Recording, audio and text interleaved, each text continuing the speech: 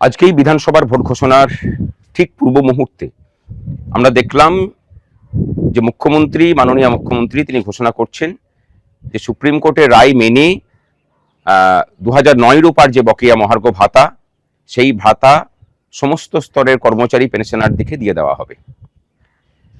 এটা কোন মুখ্যমন্ত্রী ঘোষণা করছেন? যে মুখ্যমন্ত্রী বিগত 3 বছর ধরে সংগ্রামী যৌথ মঞ্চ যে লড়াই চালিয়ে যাচ্ছে, বিগত 3 বছর ধরে একটা মুহূর্তের জন্য তাদের সাথে দেখা করে সমস্যা সমাধানের জন্য কোনো উদ্যোগ নিতে পারেননি বা সদিচ্ছা দেখাননি, নিজের অহংকারের বহিঃপ্রকাশ স্বরূপ।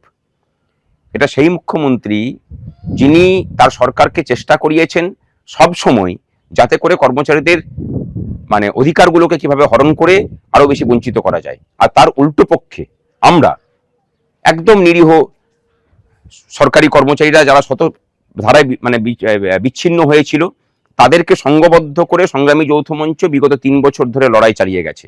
আমরা মামলায় যুক্ত হয়েছিলাম যে সেই মামলাটাকে ত্বরান্বিত করে সেটাকে লাগু করানোর জন্য। গত পরশুদিন সমস্ত কর্মচারী ঐক্যের বহিঃপ্রকাশ স্বরূপ সর্বাত্মক ধর্মঘট ডেকেছে।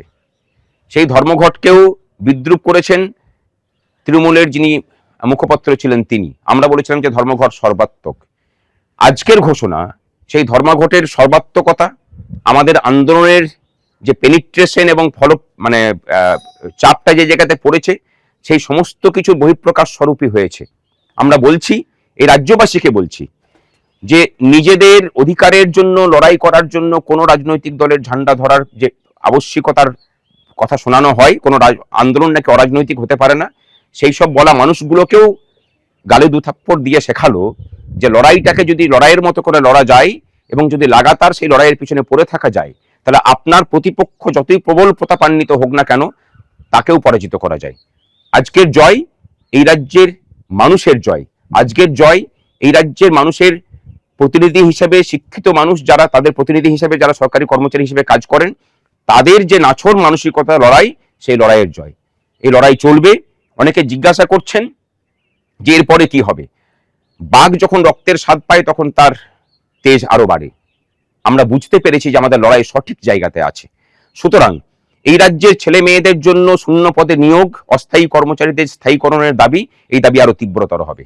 এবং তার সাথে সেই সব লোকগুলোকে আমরা একটা কথা বলতে চাই যে যারা ধর্মঘটের বিরোধিতা করেছেন, আন্দোলনের বিভিন্ন সময়ে বিরোধিতা করেছেন, তারা মুখ্যমন্ত্রীকে কাল থেকেই চিঠি লিখুন যে আমরা এই বকেয়া দিয়ে নিচ্ছি না, সরকারের উপর থেকে চাপ কমান আপনারা। এরাও কিন্তু সরকারি কর্মচারী, সরকারকে বিভিন্নভাবে সাহায্য করে গেছেন এই মির্জাফরের দল। এবং সেই সব কচুরিপানা সম যারা সরকারি কর্মচারী সংগঠন আছেন, যারা গত পরশুদিনও বলেছিলেন যে ধর্মঘটকে আমরা সমর্থন করি না, সেই সব কচুরিপানাদেরও বলবো যে একটু সম্বিতে আসুন। লড়াই এখনো বাকি আছে। 2019 রূপার বকেয়া ডিএর পরিমাণ 40%। আমরা ভুলে যাচ্ছি না, আমরা উৎসবেও মেতে উঠছি না, কিন্তু আমরা এটুকু বুঝতে পেরেছি যে আমাদের লড়াই সঠিক ছিল, আমাদের লড়াই সঠিক আছে, ভবিষ্যতেও লড়াই সঠিক পথেই চলবে।